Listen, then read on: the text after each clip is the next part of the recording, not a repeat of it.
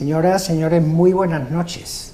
De nuevo, temas de hoy, se abre la ventana de Videoluz Televisión para hablar de una cuestión que, bueno, a quien les habla le interesa de manera particular porque, bueno, sigue siendo su profesión después de más de 40 años. Vamos a hablar de medicina y en concreto vamos a hablar del Hospital Centro de Andalucía, Hospital Amabeca, este hospital que en el polígono Príncipe Felipe tenemos aquí en Lucena y que desde hace ya un lustro hemos estado haciendo un poco cuentas en el previo y efectivamente desde el año 21 hasta el 26 ya que estamos prácticamente, llevamos ya un lustro de asistencia a través de este hospital.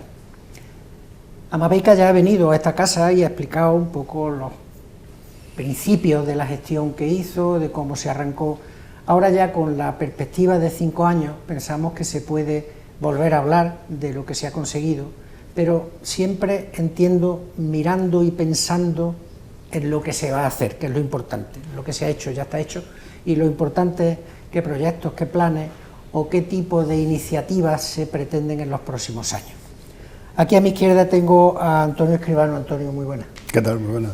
Antonio Escribano ya nos visitó un programa que estuvimos hablando de hábitos saludables, es endocrinólogo y nutricionista de esta casa y de muchos más sitios, docente en varias universidades y divulgador de la dieta sana, de la vida sana y de la sana nutrición, porque claro, para empezar a funcionar hay que comer bien, ¿no? La tercera parte de la vida, primero respirar oxígeno, segundo beber agua y tercero alimentos, así que esa tercera pata hay que controlarla muy bien.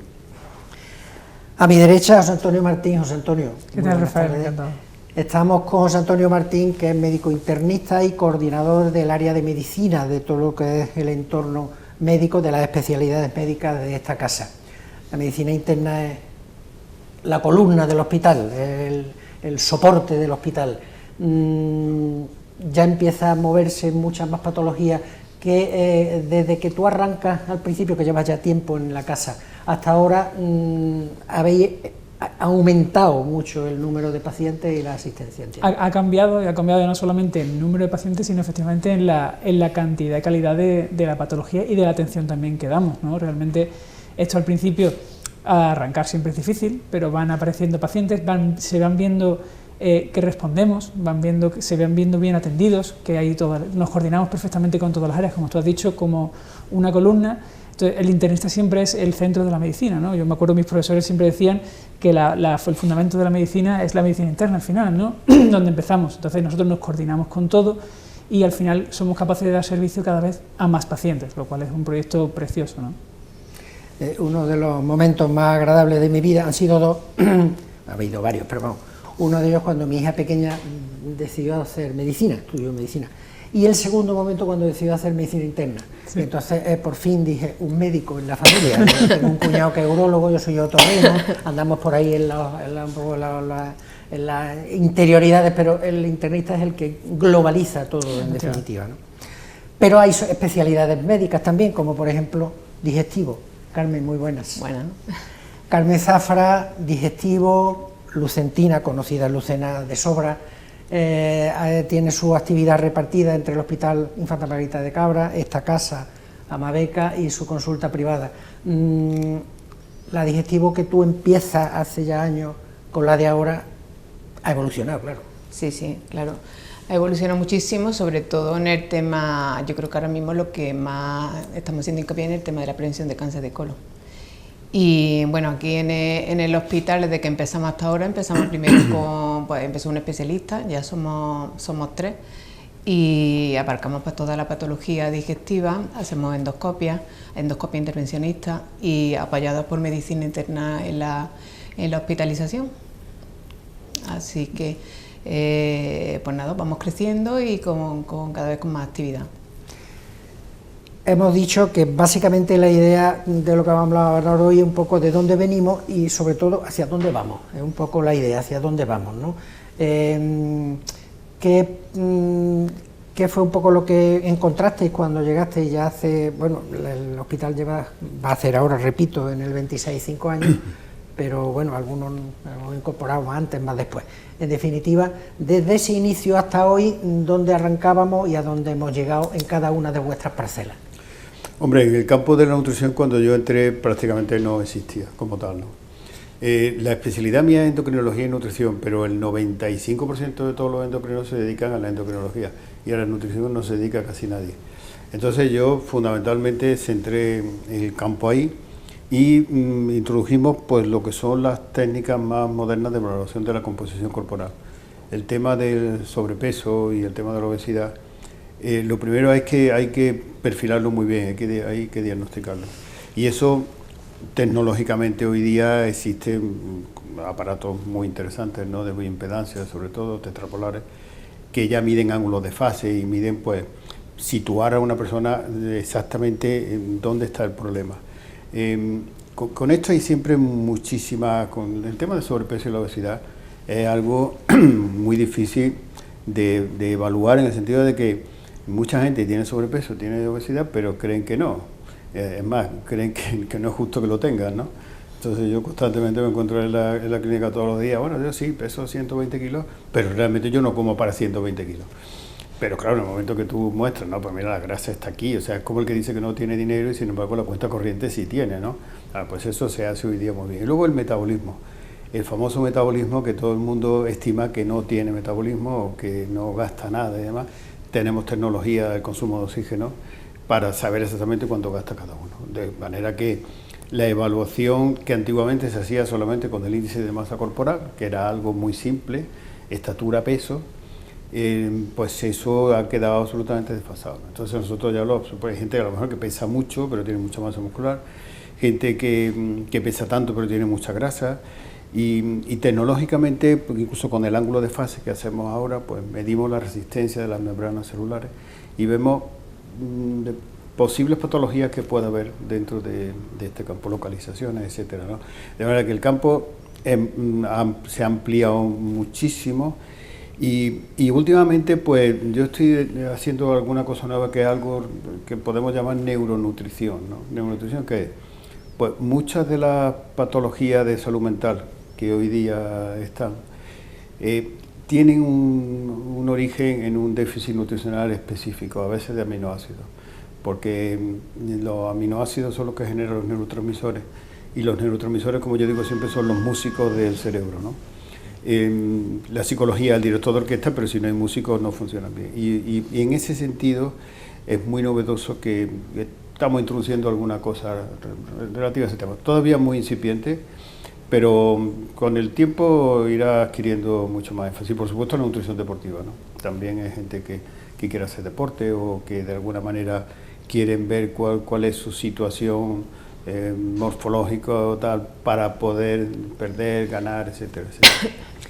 La medicina deportiva es otra de sus pasiones y de su rama, sí, de su que llevo área de vida. Conocimiento, de su área de conocimiento. La medicina deportiva y la nutrición deportiva la introdujo este señor en España, no existía antes.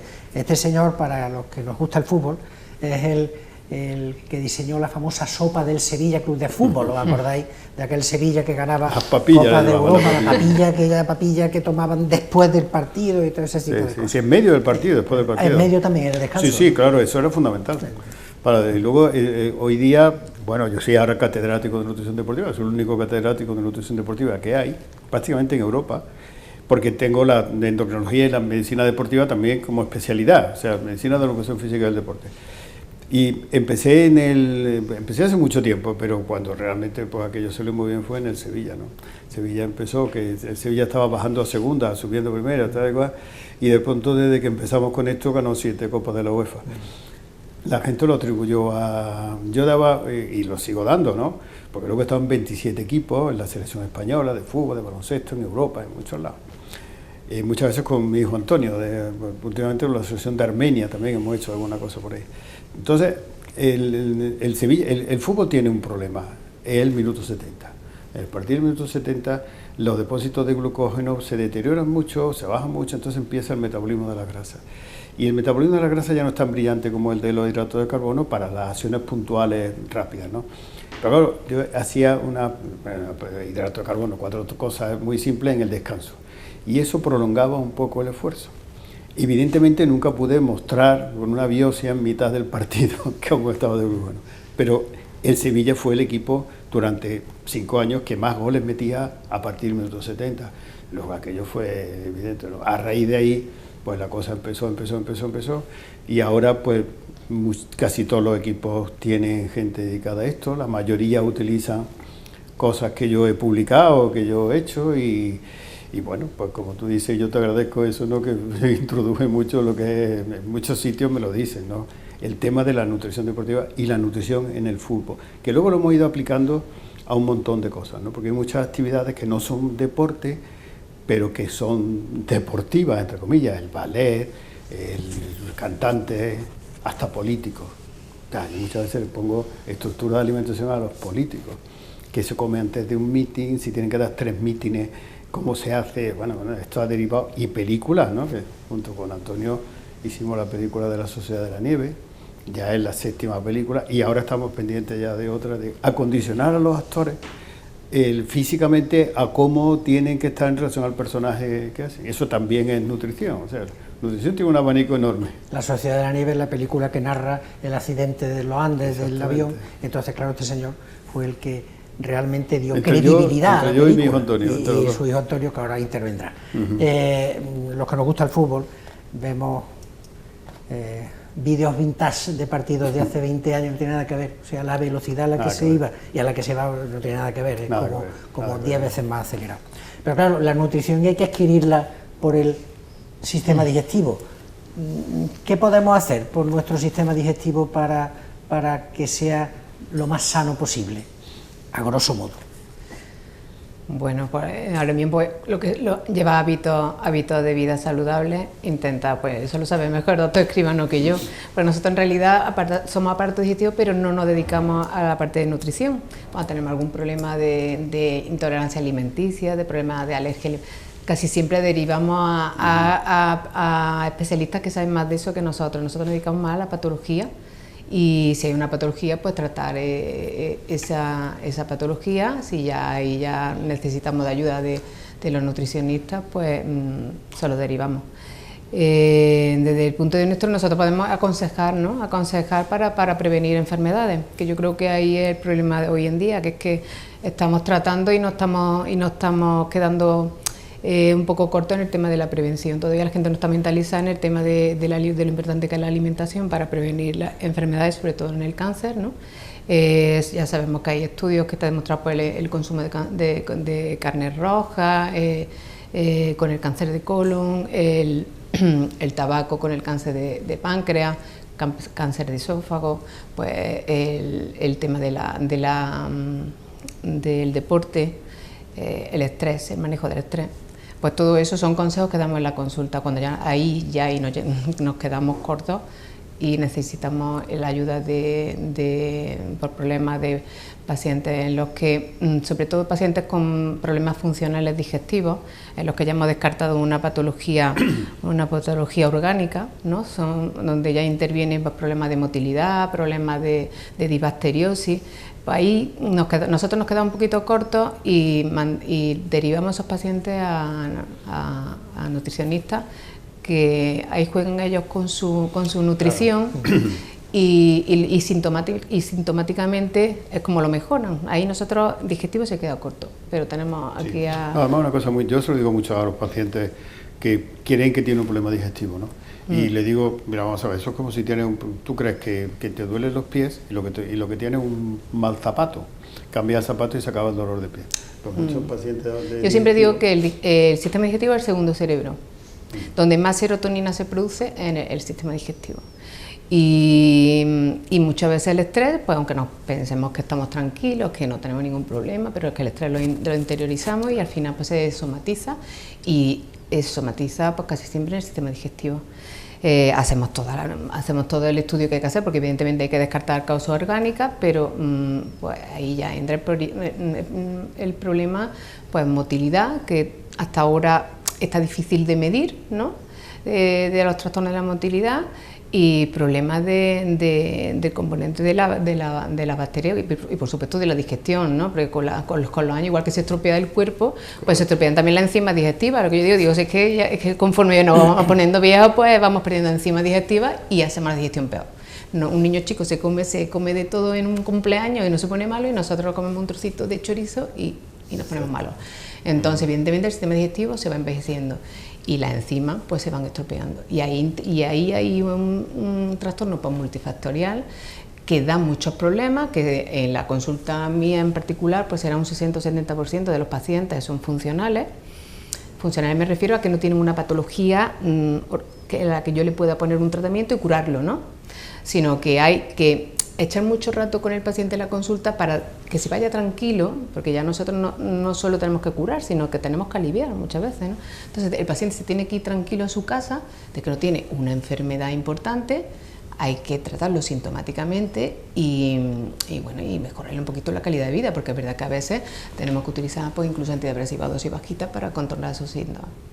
En el área de la prevención, citabas tú antes sí. El screening de cáncer de colon, la sangre oculta, que realmente eso pienso yo que ahora es súper importante. Ha demostrado su fiabilidad y su efectividad. Sí, se ha demostrado. No se dispone de otro tipo de test de similares características para el cáncer de esófago y sobre todo el de páncreas, que quizás sea el más agresivo. No, actualmente no. En cáncer de esófago no hay un test preventivo. Cáncer gástrico, endoscopia, si tiene sintomatología, evidentemente. Sí, sintomatología. Bueno, y si tiene un esófago de Barré o lesiones precancerosas, pues se hace endoscopia preventiva. En familiares de primer grado con cáncer gástrico, sí hay que erradicar el Helicobacter pylori, muy importante. En cáncer de páncreas, si son hereditarios, hay un porcentaje pequeño que son hereditarios, sí se hace seguimiento. Y ahora mismo lo que está en auge y que yo animo a la población, que si no está metido en un sistema de cribado de cáncer de colon, que se integren en ese sistema, que se hagan una sangre oculta en ese pues a partir de los 50 años, pues anual si se puede. En el sistema sanitario público se está haciendo cada 2 años, que mandan su carta, que hagan su test y que si es positiva que hacer colonoscopia. Eso en población general. En población de riesgo, que son personas que tienen familiares de primer grado con cáncer de colon, hay que hacer una colonoscopia a los 40 años, ya va bajando la edad, antes eran a los 50, ahora a los 40, entonces hay que hacer colonoscopia, porque tenemos que detectar lesiones precancerosas, que son los polipitos, que son los que se van a convertir en tumores. Un pólipo de que nace hasta que se convierte tarda 10 años, o sea que tenemos ahí un margen de realización colonoscopia para quitar ese pólipo y evitar ese cáncer. No todos se van a convertir en tumores, pero como no lo sabemos tenemos que quitarlos todos. La capacidad de detectar lesiones de una sangre oculta en ese es un 70%, o sea que una sangre oculta en ese es positiva, tiene la posibilidad de que tenga o un pólipo o un cáncer o otra lesión sangrante en un 70%. También tiene falsos positivos, pero bueno. Yo animo a que la gente que le llegue la carta a su casa que se lo haga, y que si no le llega, que a partir de los 50 años que se haga una sangre oculta en ese. Pero hay más cosas, o sea, hemos tenido la nutrición, hemos tenido el sistema digestivo, pero claro, el organismo es multifactorial. Desde el punto de vista del internista, yo en mi aproximación a factores de riesgo y sobre todo a la dinámica de la consulta propia de otorrinolaringología, claro, mi enemigo fundamental es el tabaco. El tabaco ¿Realmente dejar de fumar sigue siendo el gesto más importante que una persona puede hacer por su salud? Ahora mismo es verdad que es el gesto más evidente, ¿no? Es el primero. Yo de hecho, cuando hago una anamnesis, cuando llevo a un paciente por primera vez, lo primero que le preguntas, como hacemos todos, ¿tiene usted alergia? Pero lo segundo es, ¿fuma usted o ha fumado? O sea, eso es el primer paso que evidentemente tenemos que tener claros todos.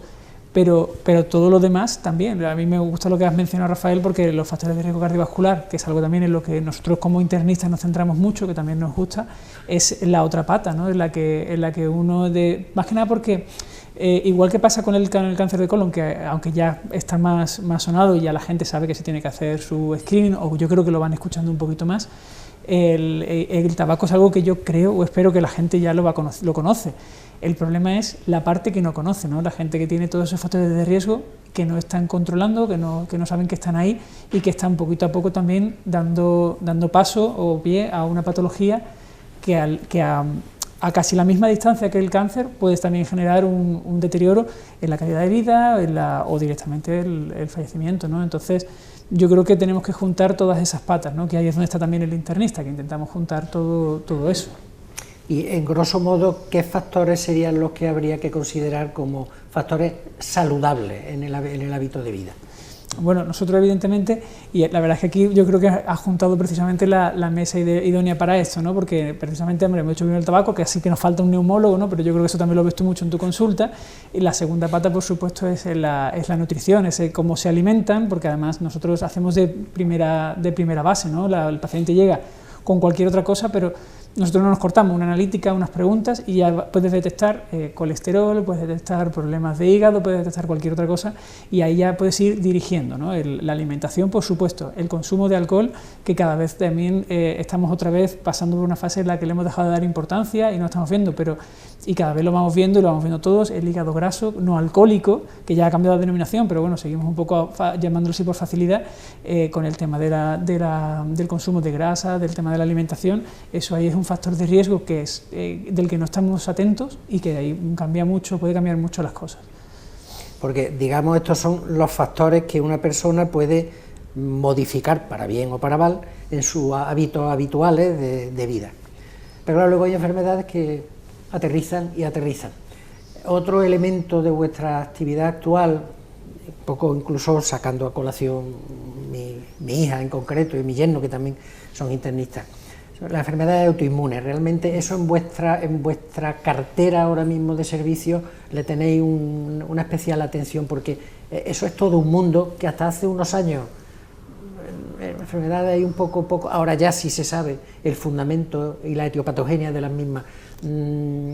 Esas tienen otro enfoque diferente, claro. Claro, evidentemente es verdad que ese ya no es un enfoque tan preventivo, sino que ahí ya somos más, es un enfoque activo, ahí ya estamos buscando el paciente que viene, y de hecho si intento definir la medicina interna, ayer mismo me preguntó un paciente, vengo al internista porque me han recomendado que pase por esta consulta, pero no sé bien lo que hace el internista, ¿no? Y bueno, pues una de las patas, yo siempre digo lo mismo, yo voy al riesgo cardiovascular, porque además me gusta, ¿no? Y nos fundamentamos en eso, la enfermedad infecciosa es otra de las patas de la medicina interna, que es por lo menos donde podemos curar algo realmente, y luego la otra parte es enfermedades raras o enfermedades sistémicas, y ahí es donde englobamos la enfermedad autoinmune. Pero claro, evidentemente eso no hacemos nosotros una búsqueda activa, ¿no? La enfermedad autoinmune lo normal es que aparezca. Es verdad que ahí está lo difícil, en que normalmente nos dan la cara de una forma sencilla, no aparece directamente con un síntoma que todo el mundo sepa cuál es y todo el mundo va a consultarte por ese síntoma, ¿no? Ahí es donde también nos tenemos que apoyar en el resto de especialidades, que muchas veces somos como esa segunda opinión, ¿no? El paciente no tiene muy claro qué es lo que tiene, va al digestivo, va al neumólogo, al otorrino, y al final, bueno, esto no sabemos muy bien lo que es, y va al internista. Y claro, nosotros estamos acostumbrados, y ahí es donde ponemos nuestro grano de arena, estamos acostumbrados a ver a buscar por debajo de la superficie, ¿no? Un síntoma raro, un síntoma que no parece nada, pues algunas veces realmente es algo así, y es donde nosotros tenemos que ahondar. Enfermedades infecciosas, lo has dicho tú mismo. Nos creíamos ya que ese rótulo lo habíamos pasado ya, que esa pantalla la habíamos pasado, hasta que en el 2020 viene la COVID y nos vuelve otra vez a nuestro sitio. Nosotros nos defendemos contra los gérmenes, inventamos antibióticos, antivíricos y tal, pero los gérmenes no son tontos, también van modificando su panorama de actuación, como es lógico. La COVID fue evidentemente una señal de alarma de que esto no se había acabado y seguramente no se acabe. Damos por ya, digamos, controlado el tema COVID con la vacunación, tal. Ahora volvemos a tener otra vez, estamos en plena época de repunte virus sincitial respiratorio, la gripe anual, etcétera. La patología infecciosa va a estar siempre ahí, claro. Efectivamente, realmente eso es, de hecho es anual, como tú bien has dicho, es una cosa que nos vamos a encontrar todos los años, y es verdad que es un poco triste porque ya estamos olvidando, ya ves muchos pacientes, bueno, la mascarilla, es muy difícil ya ver pacientes, hombre, ya no digo en el día a día, pero a lo mejor no vas a ir por la calle con mascarilla, pero tú entras en un hospital, vas a la ala de infeccioso, vas a la zona de respiratorio y ves muchos pacientes familiares sin mascarilla y que te preguntan ¿por qué lleva usted mascarilla? Pero vamos a ver, acabamos de salir de una pandemia como que inicia hace nada, ¿no? Y esto se va a repetir todos los años, ¿vale? Entonces, evidentemente en la playa pues a lo mejor no pega que estés con tu mascarilla, pero si estás en un entorno sanitario, si estás en una época de repunte, nosotros ahora mismo acabamos de lanzar un comunicado para que en la entrada del hospital volvamos a poner las mascarillas, por favor, a los pacientes, en las consultas, en las habitaciones, porque volvemos a tener otra vez repunte de gripe. Y a nosotros no nos pasa nada, nosotros somos gente sana, estupendo, no pasa nada, pero nuestros pacientes ingresados, una gripe puede hacer que ingresen o una gripe puede hacer que se descompensen, y una gripe un paciente oncológico, un paciente malnutrido, un paciente inmunodeprimido, que muchas veces culpa nuestra, le ponemos nosotros el tratamiento para arreglar una cosa y le bajamos las defensas, pues al final una gripe que parece algo tan banal, y como hablábamos antes, ¿no? Como decía el doctor Escribano, un niño, perdón, la doctora Zafra, un niño no tiene ningún problema con los alimentos, igual que con las infecciones. Mi hija lleva ya 17 catarros este año, pero una persona mayor y con cierta patología, una gripe, un tema muy serio. Entonces no se lo puede olvidar. Es decir, que la doctora Zafra se ha tenido que ausentar por motivos profesionales, tenía cosas que hacer y ha hecho un breve paréntesis para poder atendernos en nuestra entrevista. El doctor Escribano dijo antes una cosa muy interesante, y es la nutrición en relación con los neurotransmisores. Sí. Es decir, eso me parece muy interesante, porque eso sí que es ir al fondo de la cuestión, a la base del problema. Es decir, los aminoácidos, si no se generan bien, no hay neurotransmisores, entonces la alteración o déficit de los neurotransmisores, eso ya todo el mundo lo tiene claro, es la base fundamental de las enfermedades psiquiátricas, básicamente. En esa línea de que la medicina que un poco nosotros estudiamos, ya algo ya evolucionado, pero bueno, que eran muchos síntomas, pero la explicación final se nos escapaba muchas veces, ya estamos en la bioquímica, estamos en la genética, ahí es donde está todo. Y en ese entorno aparecen ya claramente los tratamientos, digamos, colocados específicamente para cada tipo de enfermedad, tratamientos biológicos en definitiva, ¿no? Este es el futuro, ¿no? De donde estamos, ¿no? Claro, yo cuando yo terminé la carrera hace ya mucho tiempo, en el año 75, y entré inmediatamente en la universidad. Y entré en el departamento de fisiología y bioquímica. Entonces yo, con el último que entraba, le encargaba la bioquímica, que entonces no le gustaba a nadie y le sigue sin gustar a nadie, ¿no? Entonces, bueno, pues yo me di clase de bioquímica durante mucho tiempo. Y de la bioquímica entré en la nutrición. ¿Por qué? Porque la alimentación es bioquímica. A mí me gusta mucho poner un ejemplo, y es que el aparato digestivo humano debería tener casi unos 12 metros de largo, 5 centímetros son el sabor, y 11 metros 95 son moléculas, ¿no? Y en esas moléculas son las bioquímicas. A la gente le encanta valorar la comida por lo buena que está y cuánto me gusta y qué bien lo estamos pasando, pero en realidad hay ahí todo un desarrollo bioquímico de la alimentación. Y depende de cuál es la calidad bioquímica de lo que comemos, pues es fundamental muchísimas de las patologías que en el futuro se pueden desarrollar. ¿Por qué? Bueno, porque el déficit de algunas estructuras moleculares genera un trastorno, una cojera, digamos, bioquímica, que al final se acaba acentuando, acaba dando un problema. Quizá es que hemos tenido una evolución muy interesante en los últimos años. Hace 40 o 50 años se vivían unos 25, 30 o 35 años menos que ahora. Y eso ha cambiado, eso ha sido algo que todavía no se asimila bien. Yo pongo muchas veces un ejemplo, es como si nuestro coche, hasta ahora lo hemos usado durante 100.000 kilómetros, pero ahora lo vamos a usar durante 200.000. Y los últimos 50.000 kilómetros pues son de los 60 a los 80 años, por ejemplo, de los 70 a los 90. Y todavía no sabemos exactamente cuál es el mecánico para esos últimos kilómetros. ¿Por qué? Pues porque muchas veces esto que está pasando es porque tenía que pasar o es una enfermedad. El desarrollo cognitivo alterado, ¿tiene que pasar a partir de una edad? O es que o simplemente es un problema nuevo que no conocemos, ¿no? La menopausia, por ejemplo. En endocrinología de la menopausia sabemos muy poco. ¿Por qué sabemos muy poco? Porque las mujeres se morían con 38 o 40 años, no hace mucho tiempo, entonces que no daba tiempo a llegar a la menopausia, no daba tiempo a llegar a los 90, no daba tiempo a muchas cosas. Y en eso tiene mucho que ver la bioquímica de la nutrición. En concreto, por ejemplo, yo recuerdo cuando yo terminé la carrera hablábamos, y se sigue hablando de proteínas. No, las proteínas son aminoácidos. Y los aminoácidos son precursores de los neurotransmisores.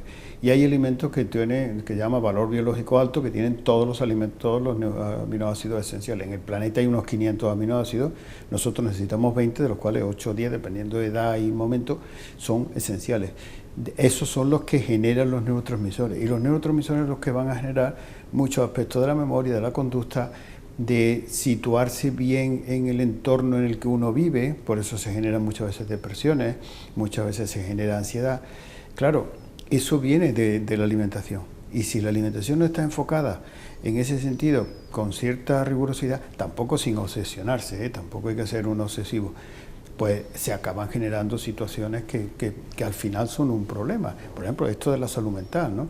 Yo tengo la teoría de que muchos de los trastornos en la gente joven de salud mental, es que con la salud mental hay una cosa muy interesante. O sea, uno, si le duele el codo, sabe que le duele el codo. Y si tiene ardores, pues sabe que tiene ardores. Pero no es consciente de si tiene una disminución en la capacidad de decisión, o si su memoria está un poquito alterada, o si la capacidad cognitiva de alguna manera no, eso no se puede ver porque el cerebro es el puesto de conducción. Entonces tú del puesto de conducción pues no valoras bien muchas cosas del vehículo, ¿no? Y sin embargo, a través de un déficit nutricional se está generando una cosita que no es una gran patología, pero que altera el desarrollo y sobre todo altera la convivencia de la gente. Eso es algo que en el tiempo, que en el futuro será muy determinante en cuanto a la calidad de vida, porque nosotros como empresa humana lo primero que tenemos que tener es sobrevivir, lo segundo tener salud y lo tercero, si Dios quiere, pues tener calidad de vida, ¿no? Entonces esa calidad de vida, que los primeros 50.000 kilómetros del recorrido del coche humano que hemos dicho vienen de serie, además hasta con garantía. Como yo digo siempre, cuando eres muy joven la salud te la llevan a la puerta todos los días, llama, insisten para que te quedes con ella, ¿no? Cuando vas siendo mayor tienes que ir a la ventanilla por ella, cuando vas siendo muy mayor tienes que ponerte en la cola porque si no, no te la da. Esos últimos kilómetros de este coche que ahora tenemos, que dura más tiempo, todavía la medicina pues no está prevista para eso. Es más, hasta se desecha el coche de manera precoz. Bueno, ya con 150.000 kilómetros, jubilado y fuera. No, perdón, que todavía tengo recorrido, ¿no? Y no atendemos bien a eso. Y como los que ya vamos siendo mayores, estamos dentro de esos últimos kilómetros, pues nos preocupamos más de los mecánicos que va a hacer falta el día de mañana para atender. Porque la gente vive mucho más tiempo y además vive bien. O sea, que esto de la jubilación a los 65 yo creo que es una locura.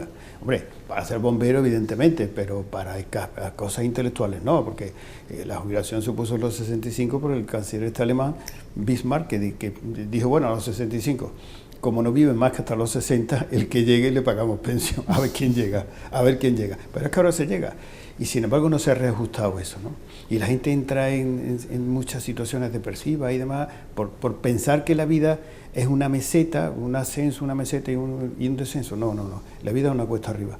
Y hay que saber los últimos escalones. Bueno, pues vamos a prepararnos todos, evidentemente la sanidad la primera, para hacer el mantenimiento de los últimos kilómetros de que esa persona tiene para que el coche esté como al principio. Si no como al principio, sobre todo chapa y pintura, pero por lo menos el motor y por lo menos la parte esencial, ¿no? Estamos terminando, se nos ha acabado prácticamente el tiempo. Hablando de una cosita que se me ha quedado antes, el símil del fútbol, el internista es el centrocampista de la medicina. Efectivamente. El Modric de la medicina, ¿no? El que reparte el juego. Pero el reparte más el juego, y si quiere llega hasta el gol, y si no, pues la pasa a otro, o sea que es una situación privilegiada.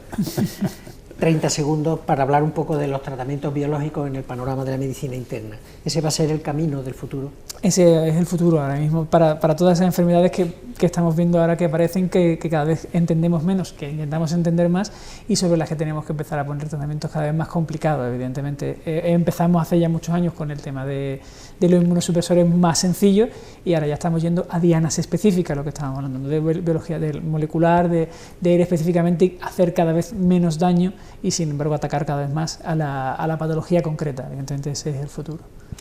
José Antonio Martín, internista, Antonio Escribano, endocrinólogo y nutricionista, muchísimas gracias por acompañarnos. Gracias. Despedimos también de la doctora Zafra, que se ha tenido que ausentar, y seguimos. Vendrán ahora otros profesionales de Hospital Centro de Andalucía.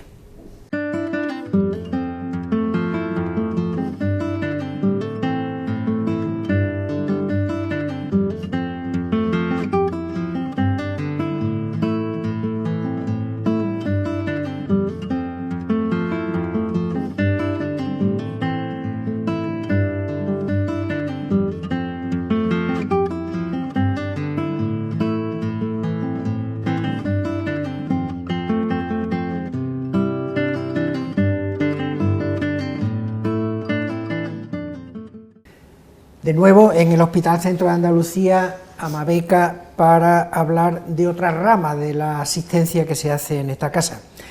Esta especialidad que vamos a comentar me resulta especialmente interesante, próxima y necesaria para mí, porque en mi actividad de otorrinolaringología el cuidado y tratamiento de la voz es básicamente, claro, es un elemento básico en el entorno de la laringología y de la especialidad que llevo 40 y tantos años ejerciendo.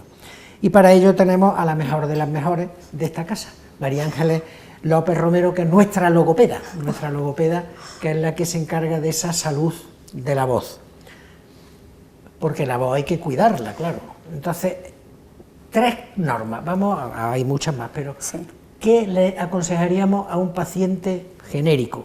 Ahora entraremos en profesionales, cantantes, sí. A un paciente genérico para cuidar la voz. Pues una cosa que en España no hacemos y es no gritar. Porque digo no hacemos porque aquí hablamos muy alto todo y en Andalucía todavía más. Entonces, pues eso, tenemos que intentar no gritar y no forzar la voz si queremos mantener nuestra voz, porque es verdad que la voz es nuestro carnet de identidad y en cuanto nos falla un poquito, ya no somos nosotros, ya estamos incómodos, a lo mejor tú no me lo notas, pero ya no es tu voz y estás incómodo. Eso, una. Otra, lo que dicen todos los médicos, hay que beber agua. Perdón, pues sí, hay que beber agua para tener la laringe hidratada, sobre todo si hablamos mucho. Yo, por ejemplo, que estoy todo el día hablando, pues debo de tomar mucha agua para estar hidratada. Y bueno, hay otra norma que también es verdad que eso ya no solamente para la voz, para todo, intentar respirar por la nariz, no respirar por la boca. Hay muchísima gente que respira por la boca, muchísima. ¿Y por qué respirar por la nariz? Pues porque al entrar el aire por la nariz entra caliente y no hacemos daño a nuestras cuerdas. Si respiramos por la boca, aparte de que puede entrar, por ejemplo, ahora frío, reseca toda la mucosa, toda la faringe y la laringe y entonces pues nos perjudica, como norma básica. Si tenemos que mentar la bicha es el tabaco, entiendo.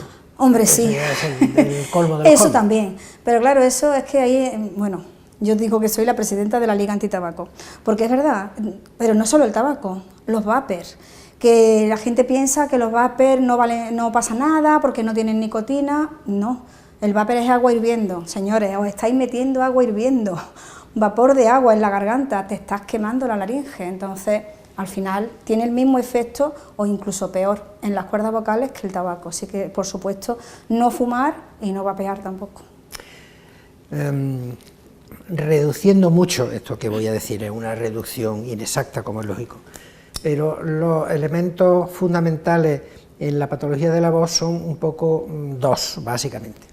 La disfonía hiperkinética, que es la manera muy deprisa de hablar, muy atenta, que genera un sobreesfuerzo tremendo en la voz, y justo lo contrario, aquellas patologías que tienen un mal cierre glótico y que generan una voz así una astenia vocal, como una especie de que te falta el aire, agotamiento de la voz. Sí. Entiendo que cada camino o tiene un enfoque totalmente diferente. Completamente diferente. Es muy importante tener, cuando me llega a mí un paciente, hay veces que me han llegado, ¿me puedes tratar? ¿Has pasado por otorrino?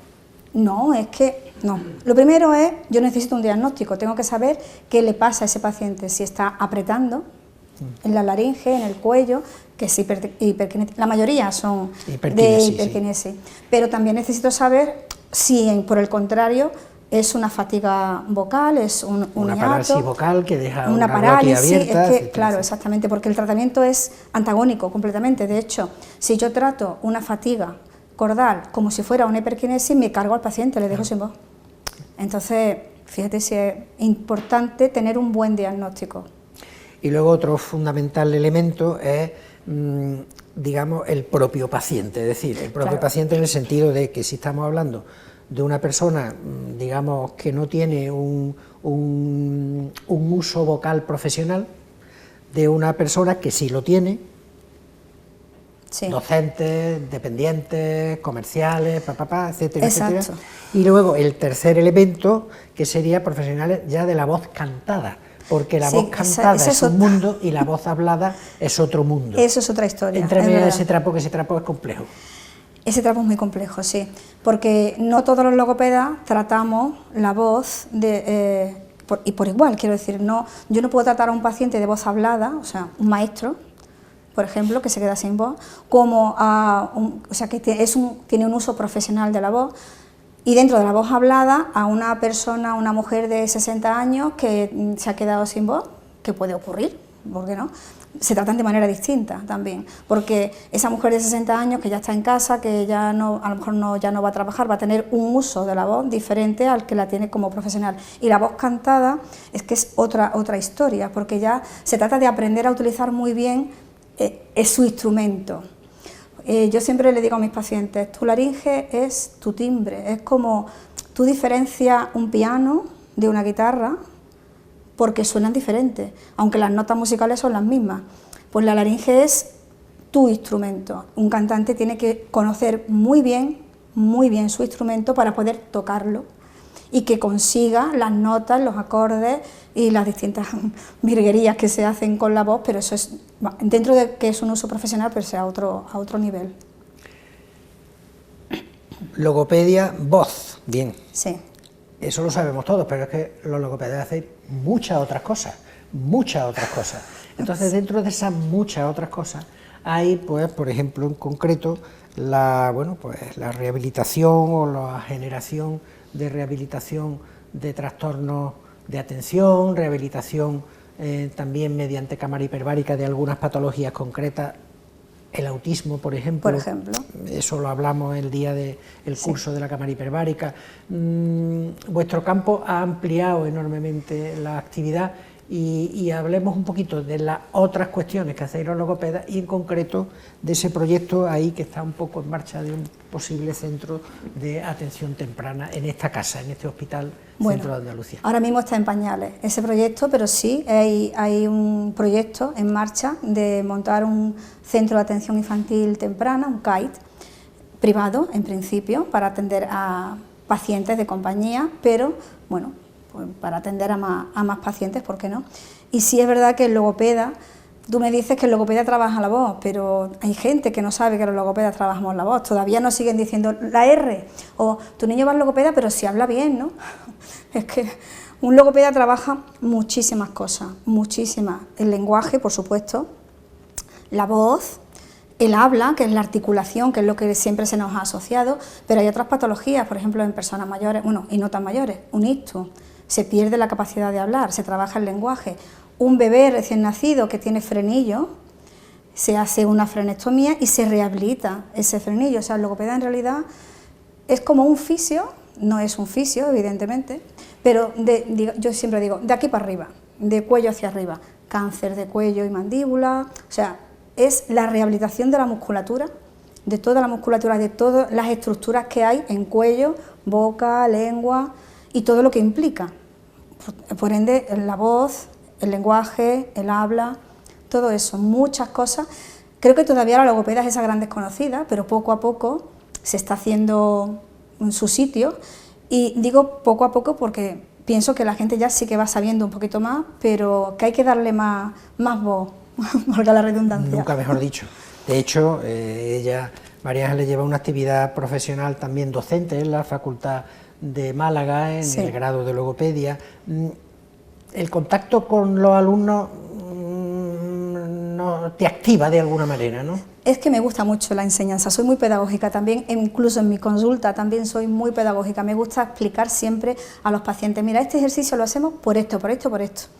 Y esto viene y enseño fotos, porque eso, si tú sabes lo que te pasa, si aprendes a conocerte, es más fácil la rehabilitación. Y en la facultad pues llevo ya 11 años colaborando con el Departamento de Psicología Evolutiva. Trabajo en trastorno del espectro autista, intervención, diagnóstico, y también en trastorno en la plurideficiencia, o sea que por ahí voy en la Facultad de Málaga, que eso está asociado también con el proyecto este de Centro de Atención Temprana que se va a abrir aquí en el hospital. Pues nada, en el rato que hemos tenido, 10 minutos, no se puede decir más en menos tiempo. Bueno. Efectivamente, agradezco la opinión, las opiniones, agradezco también esa forma de ser. Entiendo que es muy importante que el paciente entienda por qué se hacen las cosas, no decirle lo que hay que hacer correctamente dicho, pero de manera impositiva. Esto es porque lo he dicho yo y usted lo hace y se termina. Claro, eso lleva poco a la colaboración del paciente. En cambio, si al paciente le explica y le un poco pone sobre el tapete el porqué de las cosas, como es lógico, va a encontrar un colaborador mucho más estrecho. María Ángeles, que estamos en contacto, nunca mejor dicho. Siempre. Seguiremos colaborando íntimamente y ese proyecto del Centro de Atención Temprana habrá que seguirlo, ya lo tendremos en cuenta. Muchísimas gracias. Muchas gracias a ti.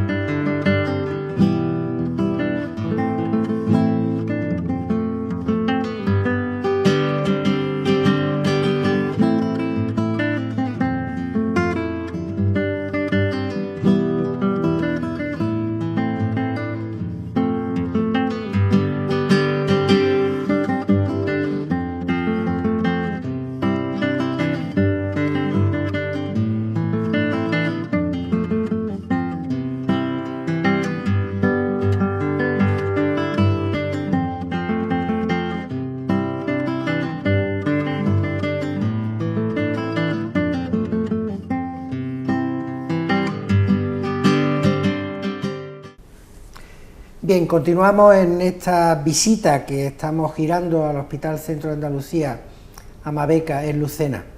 Y en esta última parte de esta hora que hemos dedicado a este centro, aparecen quienes ya nos visitaron en nuestros estudios, hará unos 6 o 8 meses aproximadamente, para hablar del Hospital Centro de Andalucía.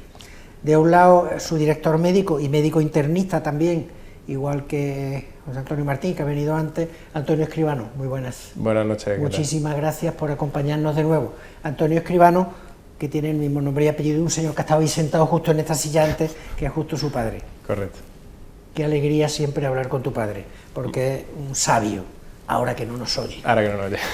Y Jaime Herrero, que es jefe de enfermería y un poco responsable de, diría yo, de, bueno, el perejil de toda la salsa. En esta casa, el organizador, pues tanto de la cuestión, como es lógico y natural, de trabajo de enfermería, turno de enfermería, pero también todo el trabajo de quirófano, organización general, etcétera, etcétera. Muchas gracias, Jaime, por acompañarnos. Buenas noches, Rafa, gracias a ti. Si os parece, por arrancar, siempre me gusta un poco arrancar ya con el histórico, con el previo. Es que esta casa va teniendo ya histórico, esta casa arranca en el 21 y estamos más o menos a mitad de año y estamos ya en el 26, como quien dice. Bueno, de aquello ahora, contarnos un poco dónde hemos llegado, de dónde partimos y a dónde hemos llegado. Bueno, yo os tomo la palabra porque sí que es cierto que soy el que más tiempo llevo en el hospital y hombre, cuando aterricé aquí en noviembre de 2021, pues me encontré pues, lo que es una estructura que hubo que montarla desde la base, no había nada, esto era todo cemento y ladrillos.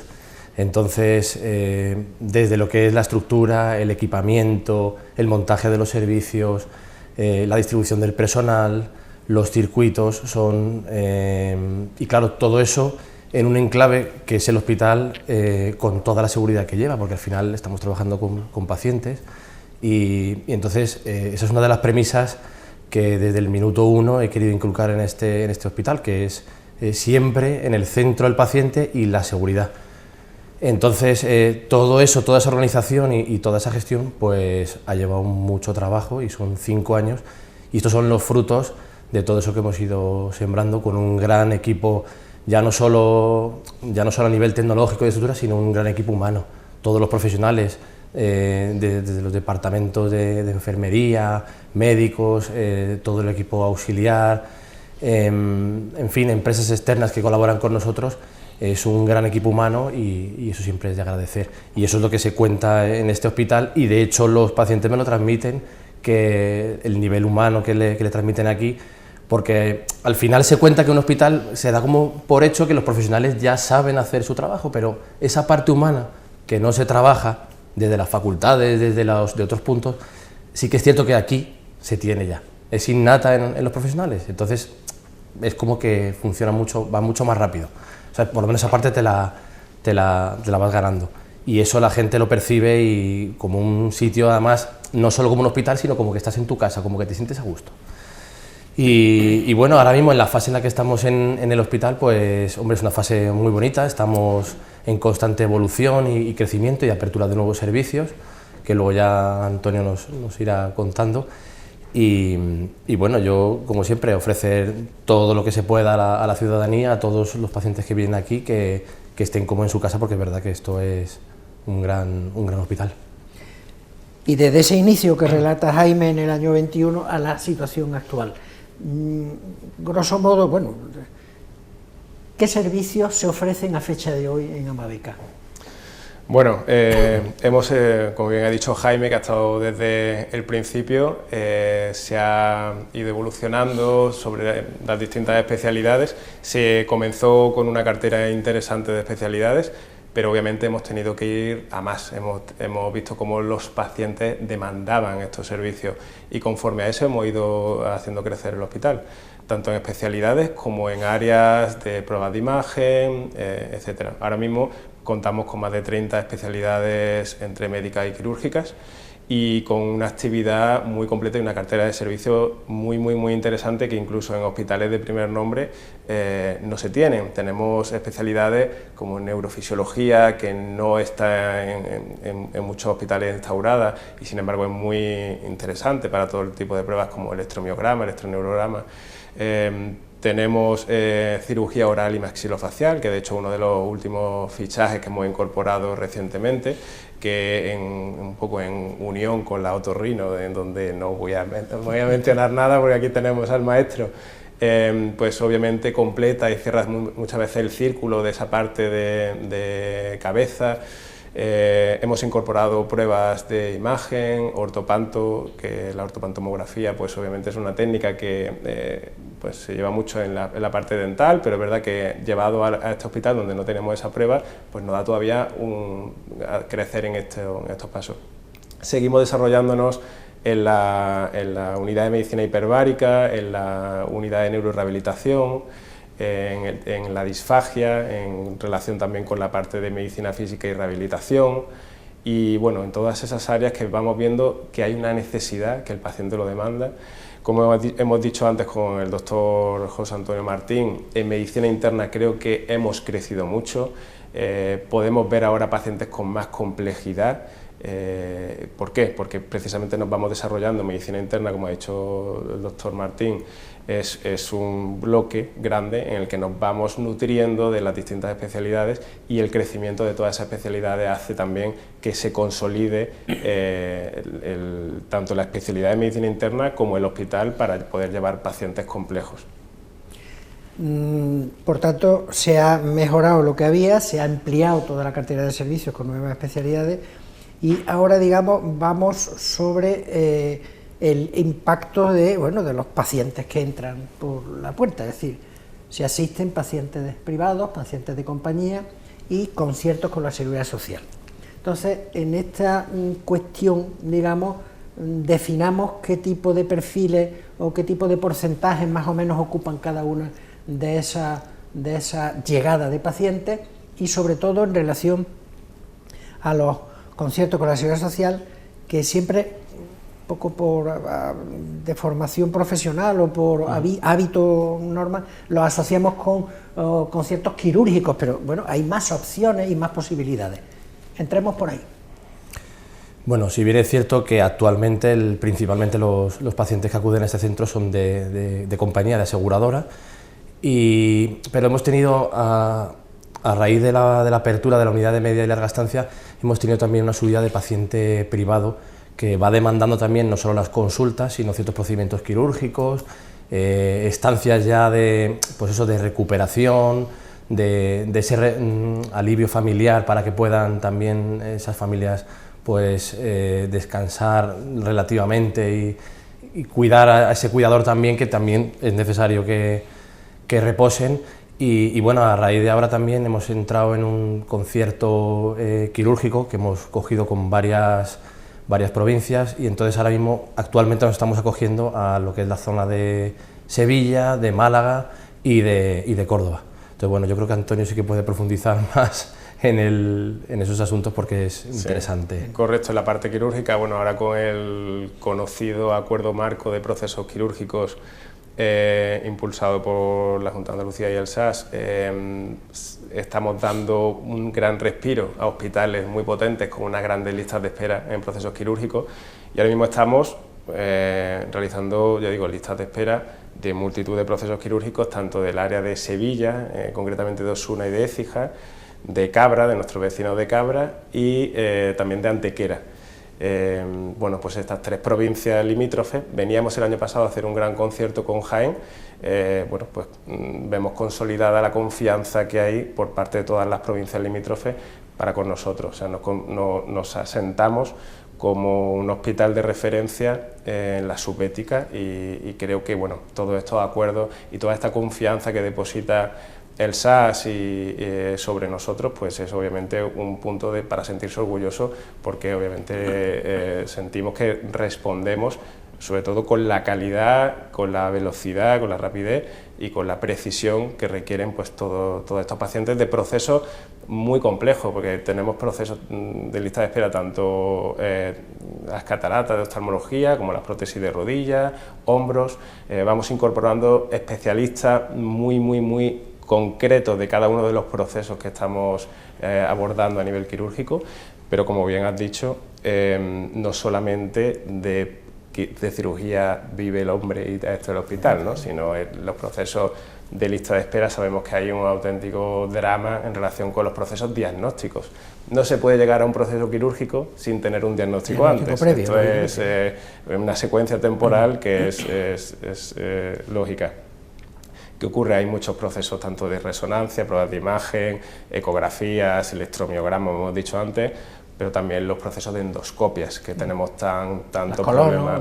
Las colonoscopias. Está aquí la doctora Carmen Zafra, que bueno, participe de ello, como va viendo también que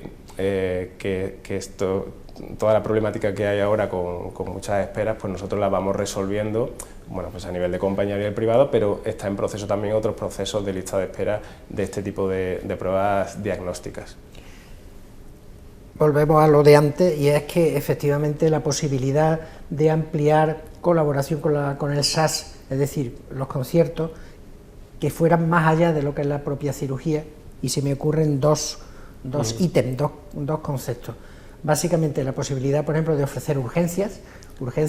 Las urgencias en el ambulatorio de Lucena están en el parque y son unas urgencias que todos planteamos claramente que no responden a las necesidades, porque el edificio no tiene más capacidad, es lo que es, claro, y no tiene más capacidad.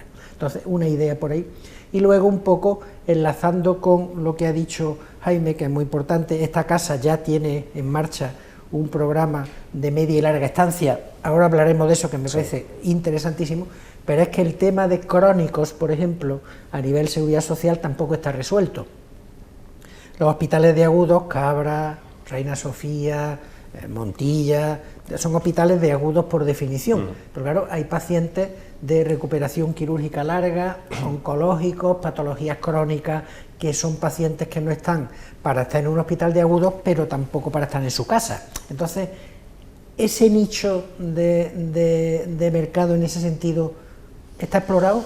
¿Está explorado. Realmente nosotros, bueno, como bien has dicho, con la unidad de media y larga estancia, que le pusimos este nombre precisamente por eso, porque hay pacientes que requieren una estancia media de una recuperación de 1 semana, 2 semanas, realmente después de un proceso quirúrgico o una patología en la cual se pierde mucha masa muscular, pues esa recuperación para volver a tener una funcionalidad, para que un paciente vuelva a su casa en condiciones, vimos que era importante, pero es cierto que luego hay procesos más largos, y entre ellos pues los pacientes crónicos, encamamientos prolongados, que nosotros damos esa asistencia.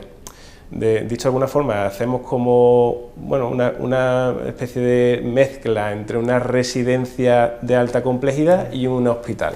O sea, para ese perfil de paciente que está en una residencia, pero que tiene muchas veces mucha incidencia a nivel médico, que requiere muchas derivaciones, pues nosotros abrimos esa posibilidad para dar ese mismo servicio, pero con la seguridad de tener una urgencia 24 horas, una UCI, un pase de médico, de medicina interna, todas las especialidades que puedan hacer falta. Eso a nivel privado ya estamos funcionando y ha tenido buena acogida, pero estamos en conversaciones para poder ofertarlo para esos pacientes de la Seguridad Social que requieren también estos servicios. Creo que sería un punto fundamental, porque precisamente eso es lo que de alguna forma está faltando dentro de la asistencia, no de la comarca, sino casi de la provincia. Y hablando de la comarca, hablando de Lucena, hablando de este hospital que se ve magníficamente desde la carretera, estamos ahí un poco en el centro del polígono Príncipe Felipe. Jaime vive aquí en Lucena, tú vives en Lucena, tú resides aquí. ¿Tú vas notando que la gente identifica el Hospital Centro de Andalucía con Lucena como su hospital de Lucena? A ver, sí que es cierto que es complejo, porque el tema de la sanidad, claro, trasladar todo tu historial médico, esa confianza que tienes que tener, inicialmente cuesta. Pero sí que es cierto que en el último año yo he visto por parte ya no solo de pacientes, sino de vecinos y de la comarca, que está viendo una buena acogida, que están viendo un buen servicio. Y ya no solo el servicio de instalaciones, sino que somos efectivos, somos rápidos en la hora de hacer, por ejemplo, pruebas de imagen, resolutivos en la parte de la urgencia o en la parte de pacientes ingresados con patologías, quirúrgicamente también somos muy avanzados. Entonces yo creo que poquito a poco está habiendo una buena acogida, y efectivamente yo creo que... Y ese es el futuro, que además a ver, yo no soy de aquí lógicamente inicialmente, pero sí que lo estoy viendo, y es lo que quiero que todo el mundo entienda, que es muy importante, y además debe la gente agradecer que tener un hospital a los pies de tu casa, es que eso es prácticamente imposible. Ahora mismo que estamos abiertos a otros conciertos quirúrgicos de toda la provincia, que los lucentinos o los segabrenses tengan un hospital a 5 o 10 minutos de su domicilio es increíble. Y no solo a nivel tecnológico, sino a nivel de profesionales. O sea, vamos, no es porque sea mi casa, pero me quito sombrero con la cantidad de ofertas que tiene este hospital para la comarca. Entonces, yo creo que eso lo tiene que valorar la gente, y poquito a poco sí que es cierto que van entrando en esa dinámica. Porque lo que sí parece lógico, bueno, bajo mi punto de vista, es que efectivamente la colaboración entre la medicina pública y la medicina privada, entiendo que es un camino muy correcto a transitar para la buena marcha de todo el mundo.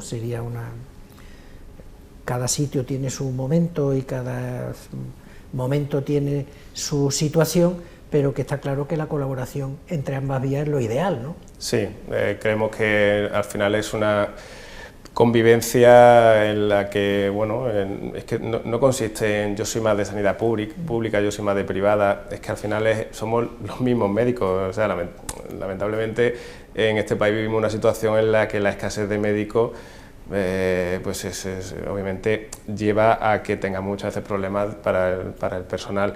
Somos los mismos médicos los que estamos en un sitio y en otro, no cambia. Nos cambiamos muchas veces la bata y a seguir trabajando y a seguir viendo pacientes.